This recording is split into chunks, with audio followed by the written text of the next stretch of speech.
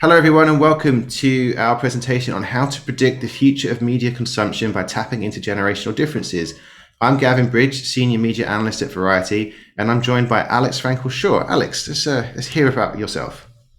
Hi there, I'm Alex. I am the head of customer success here at Getwizer. If you haven't worked with us before, Getwizer is a market research startup that is bringing automation, technology, and even artificial intelligence to the end-to-end market research process. And I will go on record, Getwizer are great because we partnered up together to do the study that you're going to see the results from today. We published the results of it at Variety Intelligence Platform under the project title of The Demographic Divide. But we really did a fantastic look at how markets are being divided. TV, music, video games, social, even attitudes to data privacy and big tech and social and stuff like that. And we did it together, and you're going to see the results from it today. Diving into our presentation, how do you predict the future? We do not have a crystal ball over here, but the future is actually already here. It's just not evenly distributed. The way that we're going to predict the future is by tapping into generational differences, looking at younger age groups versus older age groups to see the trends in media consumption. Gavin, I thought the way that you split the age groups was really smart. Can you go into that?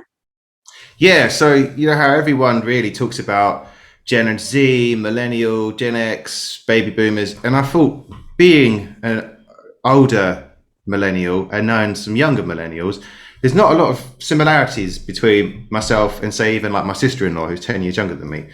So I thought about why don't we look at age groups by sort of life stage that you'll be in. So we looked at it instead of dividing it up by these just like arbitrary definitions that are the standard these days. We looked at 15 to 29s, who I believe are really the first generation to be digital natives, 30 to 44s, who are that group who grew up analog but then went digital when they were probably in their teens. I think everyone there would have been in their teens. Then 45 to 59s, sort of more analog, and then 60 plus, even more analog. Just to put it very short, succinctly. But that also gave us a wonderful benefit of every age group being 15 years in scope. So we have a very fair, rather than 60 plus, we have a very fair way of looking at the data here. Yeah, absolutely. So diving into TV and streaming, across those four age breaks, we can see, if you look at the TV icon, traditional TV, broadcasting, cable, how dominant that is among the 60 plus group. That's a go-to source for viewing shows and movies for 60 plus. And then you can see the decline among the middle age groups, and it's almost non-existent among the 15 to 29-year-olds. And my kids, who are even younger, like they don't even know what broadcast or cable even is. There's just that a sheer dominance of streaming. So I think, we sort of see how TV is dying and streaming has taken over. But I want to also talk about the future, right? Like streaming is the present, but what's the future? So I thought this was fascinating. And we did this. This is your favorite form of entertainment. You've got watching shows, watching movies, watching sports, and watching news at the bottom, and then other forms of entertainment at the top. And you can see that not only are the younger generations moving from traditional TV over to streaming, but their eyeballs are moving away from viewing in general towards other platforms. They're still consuming content, but they're consuming it in very different ways. And so this is actually just free streaming, huge dominance of YouTube. But we also see that within the younger age groups, social platforms and gaming platforms are gaining an edge here. So you can even see from the slide prior that, that's where viewing is migrating towards. It's towards social platforms, towards video game platforms, which brings us nicely to the next topic of social audio and gaming. So here you can see the exact same chart, but here highlighting those who use social media, listen to music and podcasts, and play video games across the 4 different age breaks. And diving into where viewing is migrating, so just on social platforms, just as an example, and we have so many examples, but our marketing team has asked us to cut this down to a manageable format. But just on social media alone, you can see this is those who use social media for news. And then in the darker color, those who only use social media for news, which I thought is so crazy. Like over half of the youngest age group is using social media for use, and a quarter of them are only using social media for use and not going to any other source.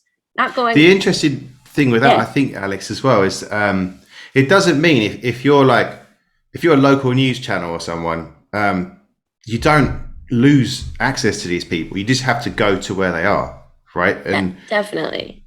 It is kind of frightening from our perspective of like you only rely on social because of all the misinformation, but it can be something that changes over time. So it's just the platforms are very different for reaching people these days. Yeah, absolutely. There's so much more fragmentation. You need to be able to reach people across different platforms and on different sources. Same with audio and the prevalence of podcasts these days. You know, it might have been in the past that a topic you were very interested in, you would watch a show or a documentary on that topic on TV. Now, you know, in this middle group of podcasts are a key part of my entertainment mix. And again, you see among the younger generations, that's much stronger than it is for the older generations. I wonder too if podcasts are the new satellite talk radio, because that was like, I was just thinking to myself, like, what could you listen to before audiobooks and before podcasts, like the digital revolution? And it was literally just like you could find a talk radio station that had stuff that you were interested in. So right. It would be interesting to see if, like, I don't even know how we could do it, but if a similar proportion of people have always listened to some sort of audio that isn't music, and if it's just shifting, maybe we could get into that in a future study.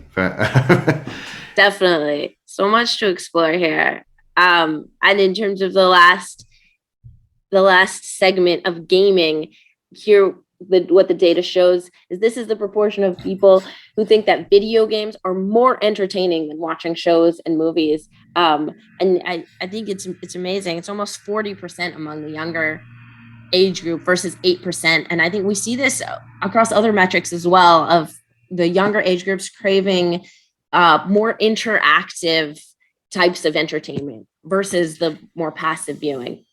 It's definitely weird when you think like our generation, maybe because we grew up with like Super Nintendos or whatever, and it wasn't quite as immersive, that gaming was, you could get lost in a game, but it was sort of something you did alongside other forms of entertainment. Whereas it feels like nowadays people are literally like, no, gaming does everything I want, and that's it. You know, I don't really care about anything else, which is a very interesting shift in perception. Definitely. Not shown here, we also had a data point on augmented reality, and we see a similar break that we see here for this gaming cut, where the younger generation is very much into augmented reality versus the older generation who barely experiences that at all. Okay, so moving on to the platforms that are being used. We do see a sheer dominance of Facebook, but if you look at the data, these are sized proportionally. It's much more dominant among the middle age groups, and it's actually not so prevalent among 15 to 29-year-olds age group. They are using Instagram slightly more than Facebook. They're still using Facebook, using Instagram more. Of course, Facebook owns Instagram, now Meta. But they're also using other platforms. They're also using more platforms than the older age groups, more social platforms in general. TikTok and Snapchat are clearly gaining momentum, gaining dominance among this age group. And we do see in general that the younger age groups are gravitating more towards video and picture content versus word-based. What I find interesting here is you can see each time a different age group kind of becomes of age, they move to another platform, right? Yeah. Like TikTok came out, became very so. And it happens very quickly. It's not quite like even here, 15 to 29s. If we could chop it into little bits, you'd find out the younger ones are more probably in TikTok, and the slightly older ones are in Snapchat. So I feel like if you're a social network, you've really got to constantly innovate. Otherwise, someone's just going to come along in another couple of years and just eat your lunch from the next generation. It's like a very interesting, hyper competitive landscape in terms of business here. Yeah, absolutely. I think part of the reason for the dominance of social networks in general, and for more short form video content, because we've seen that, people gravitating more from, especially in the younger generations, from long form to shorter form content over time and over the years. And I think part of that is because of attention span. It used to be back in 2012, the human attention span was at 12 seconds, which is just more than that of a goldfish. Now we're at 8 seconds, which is less than that of a goldfish at 9. And I think that was done a few years ago. Now it's probably even lower than that. Yeah, it's shocking, but it explains the lack of interest in longer form content, especially maybe not lack of interest overall, but ranking it as one of your top forms of entertainment, because you have to really sit down and commit to some of these things. And if you're finding yourself driven to your phone and you're watching like a very heavy drama that you need to follow intricate plot lines for, that entertainment form isn't necessarily going to work for you. And you contrast that with, say, like a video game where there's constant action because you're in control of it. That is always keeping your attention span, right? Because it's like flashing lights and action and just all sorts of things to keep you involved. So I think you've got a very good sort of example of this point within those studies that we've done. Yeah, exactly. And now, partly to your point before, Gavin, about different audio sources, we see, we could almost swap this slide out for the TV slide. I'd swap FM media for the little television set and swap Spotify for Netflix. We see the exact same story here with sort of radio dying out, dominance of other streaming platforms. Well, there's a pattern too, right? With all of the slides we've seen where we've done the formats, social and free streaming and general videos like TV and video streaming and now audio, is that there's a much greater degree of fluidity the younger you get, in terms of like you have a much wider range of sources, right? Whereas people over 60 are very much creatures of habit. Not everyone is, you do have some mavericks within that age group who will adopt and be a bit more fluid, but you sort of see this pattern forever, and just it's a very interesting time to be, I guess, a marketer, because if you're trying to reach the 60 plus, it's relatively easy. They're still watching or listening to one or two things. Reaching younger people, it requires a greater deal of complexity because they're just on so many things. And if even on this, right, I think what was it, like the average number of audio sources was like 4 or 5, I think, for 15 to 29s. So they're not even just listening to one. They just pick and choose it, going here and there. Like SoundCloud has different artists to, say, Apple Music or Amazon Music. If people are using Pandora, you can find different things. FM radio is different again. Like there's different experiences. YouTube's got videos. I remember seeing from the data too, like how important music videos were among younger people. So you've really got to struggle to reach these people in a way. Like you can find them, but like they're just using, in every format that we see, so many different. They don't just have like one or two favorite sources. Completely. Yeah, they're looking for more choice in general. They have so many more sources, and they're used to that. So they're sort of born into a world that had almost endless choice, whereas the 60 plus were born into a world where there was only one form of entertainment that was the go-to, right? Yeah, but also to me, I don't know what you think on this, but it sort of suggests the end of brand loyalty. Right, if you might have a very plastic definition of loyalty where there's like 6 different services you'll consider, and maybe on a particular day you'll go to one of them. But brand loyalty, like it used to be, I don't think it exists anymore among younger people. That's such a good point. Last slide here that we want to present to you guys is about gaming.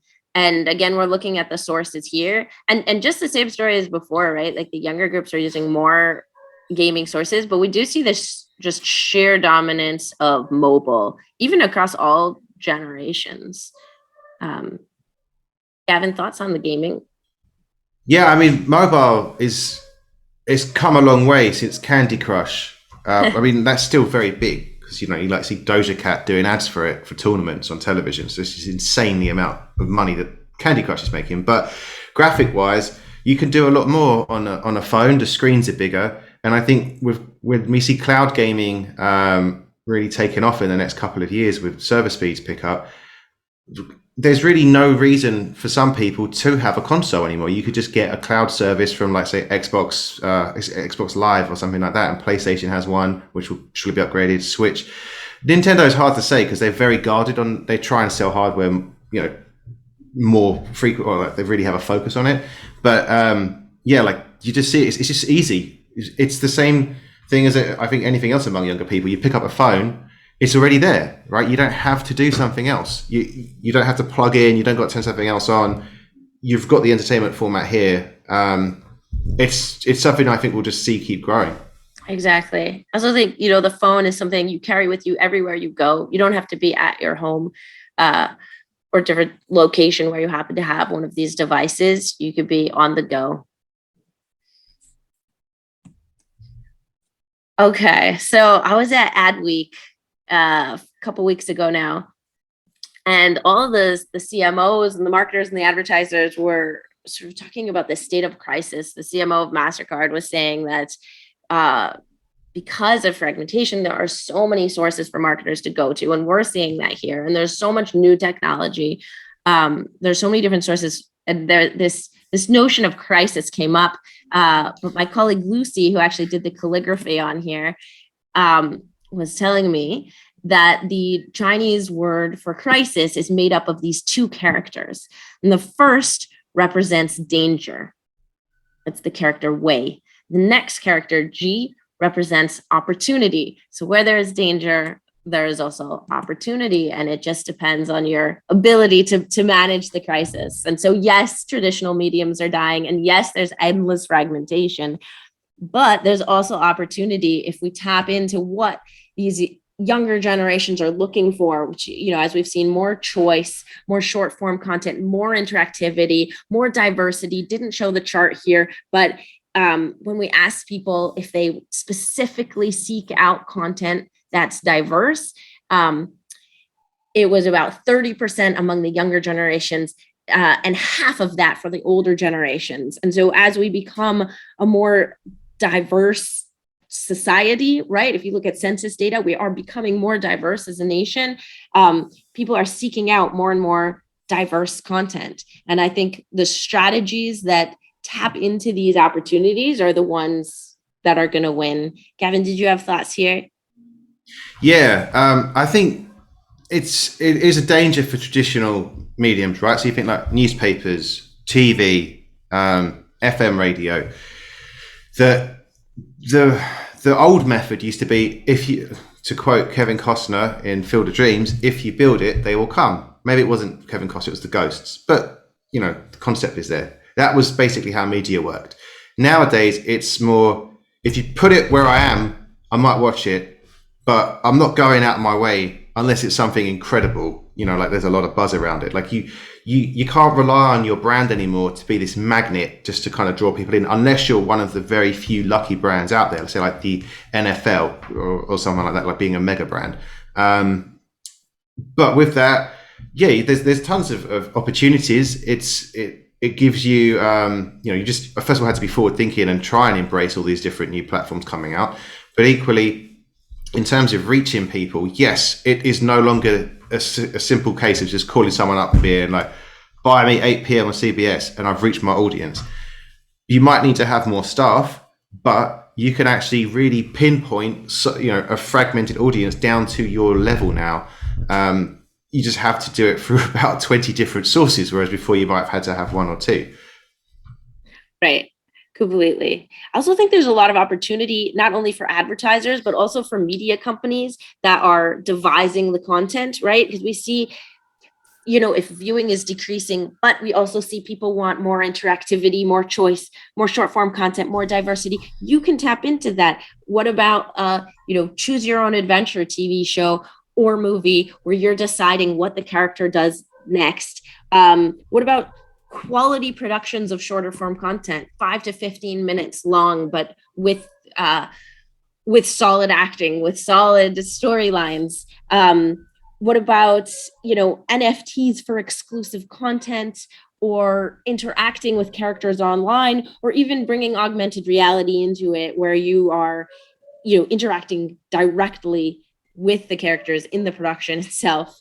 There are a lot of creative ideas that people can tap into, by leveraging some of this data, creating Yeah, I feel like yeah, go. I feel like when let's say we do this study, keep going on, and in like 5 years' time, when the metaverse is really established, Yeah. we'll be having a totally different conversation, because you'll be able to literally just go on in and interact with more like cartoon graphics, probably not necessarily like real life, unless we can really get deep fake technology going, but in a positive way. But the way that we'll engage, will be totally different again. We'll see a new generation coming up who are the metaverse generation, which is a frightening thought already. Yeah. But it's going to totally turn things on its head once again. So it's not to say, right now we have a view of what the common behaviors will be in, mass adoption in the next 5 to 10 years will be what we're seeing younger people do, a wider spread of different formats, not a reliance on traditional. But there's going to be a serious play again to upend the new world order, which is just taken over, and that's going to be turned on its head unless people are very smart and invest accordingly, in these new technologies that are already coming up. Absolutely. And as people interact in the metaverse, um, yeah, it will be an amazing world. I think these key themes show up there as well, right? It's completely interactive, it's short form, it will be more diverse, there will be more choice. I think these themes are sort of the diving board, even for the metaverse. It just shows you sort of things like Quibi were probably ahead of their time, maybe not with their target audience, but necessarily the actual format itself. It wasn't, COVID or not, it wasn't the right time. It was like it needed the technology to catch up. Yeah, agreed. Well, that is a wrap on the future of media. Thank you for your time. We appreciate you. Yep. Thank you very much.